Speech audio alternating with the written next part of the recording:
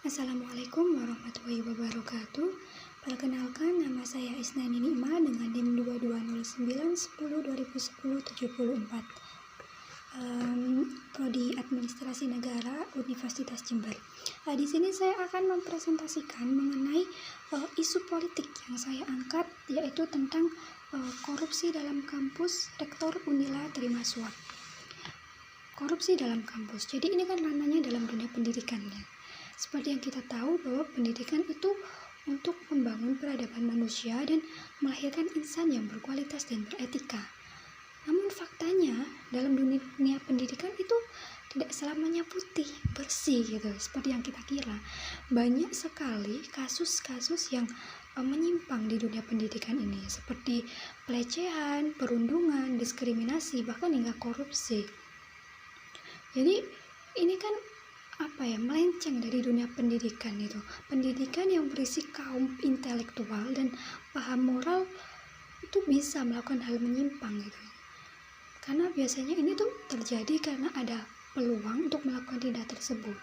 Tentunya ini kan menjadikan marwah institusi pendidikan menjadi tercoreng.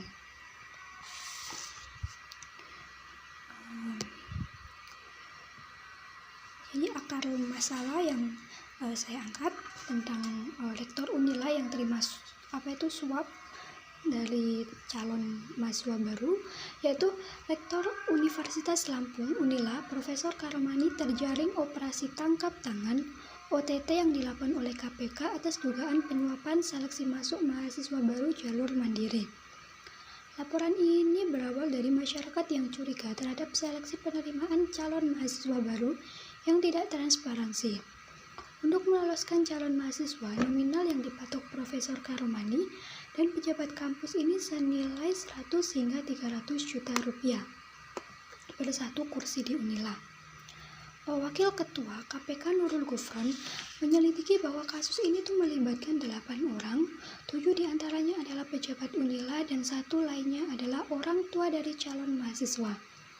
8 orang tersebut ditangkap di 3 tempat yang berbeda, yaitu Lampung, Bandung, dan Bali pada Jumat 19 Agustus 2022 jam 9 malam. Akibat dari kasus ini, aliansi mahasiswa berorasi menuju rektorat dan menuntut mereka yang terlibat dalam kasus suap untuk dipecat dari sivitas akademik. Seperti yang kita tahu ya bahwa Unila ini sudah masuk dalam PTNBH atau Perguruan Tinggi Negeri berbasis hukum, berbadan hukum.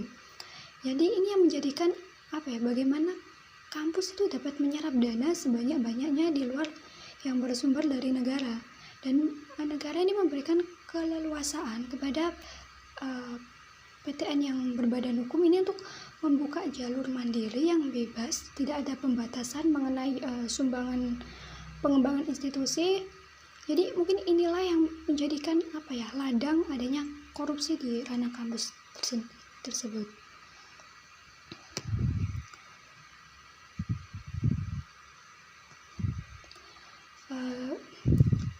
Ini adalah gambar laporan tim KPK melakukan penggeledahan di Rektorat Unila dan ditemukan sejumlah barang bukti seperti dokumen, barang bukti elektronik, uang 5 miliar, dan emas batangan. Nah, uang suap ini tuh bukan hanya diterima oleh rektor saja, tapi ada jaringan di bawahnya. Jadi Profesor Karomani ini tidak hanya sendiri, tapi ada pejabat kampus yang juga terlibat dalam kasus korupsi ini. Nah, atas kasus penyuapan ini, Rektor Unila dan pejabat kampus melanggar pasal 12 huruf A atau B Undang-Undang Tindak Pidana Korupsi dan pasal 55 ayat 1 ke 1 Kitab Undang Hukum Pidana. Pasal 12 berisi tentang bahwa dipidana dengan pidana penjara seumur hidup atau pidana penjara paling singkat 4 tahun dan paling lama 20 tahun, dan dipidana denda paling sedikit 200 juta dan paling banyak yaitu 1 miliar. Dengan ketentuan A, pegawai negeri atau penyelenggara negara yang menerima hadiah atau janji, padahal diketahui atau patut diduga bahwa hadiah atau janji tersebut diberikan untuk menggerakkan agar melakukan atau tidak melakukan sesuatu dalam jabatannya, yang bertentangan dengan kewajibannya.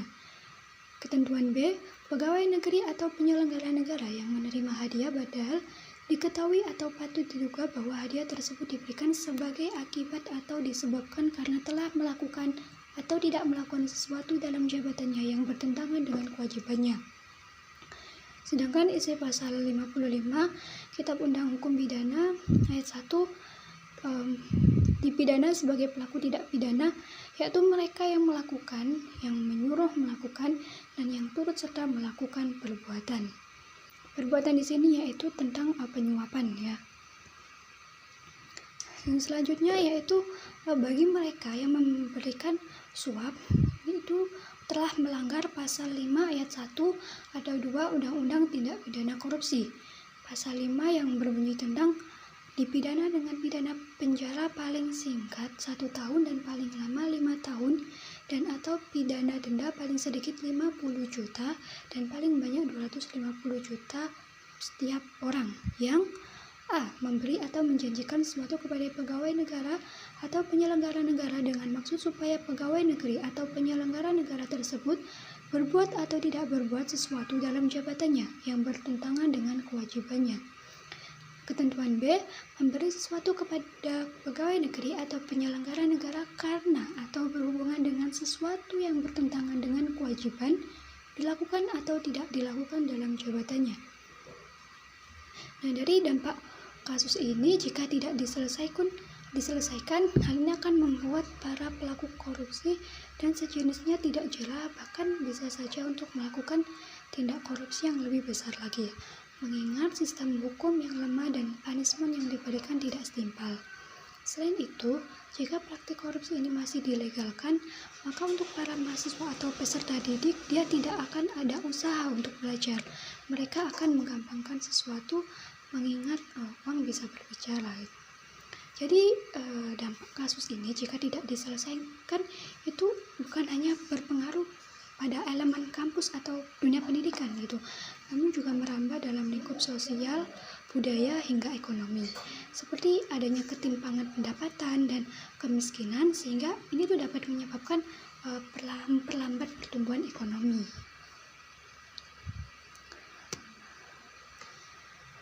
Ini tentang pemecahan masalah.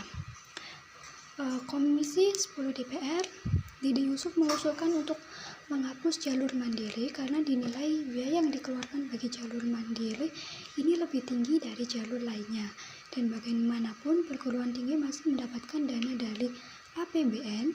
Ditambah Dede Yusuf khawatir jika kasus yang terjadi di Unila ini hanya ujung saja dan masih banyak kasus suap yang terjadi di kampus lainnya atau dalam dunia pendidikan. Nah, untuk pemecahan masalah dari suap di kampus Unila ini, ya oleh karena itu dalam penerimaan jalur masuk perguruan tinggi ini harus dilakukan penyempurnaan lagi gitu. Sejak proses rekrutmen, seleksi, daftar ulang, hingga pendaftaran, implementasi kinerja anggaran itu harus dibuat transparansi dan tersistem.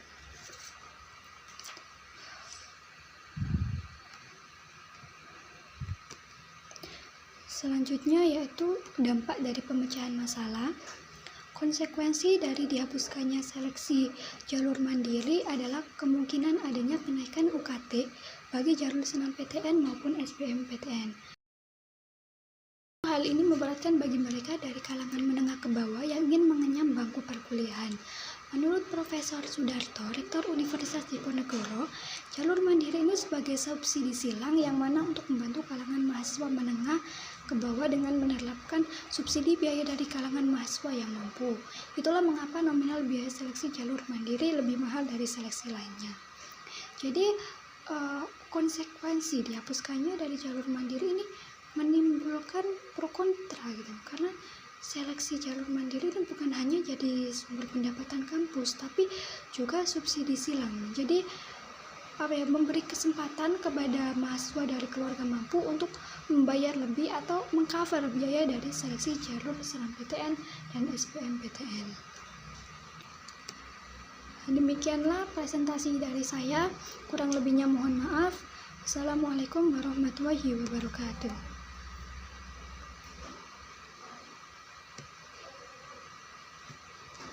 Recording stopped.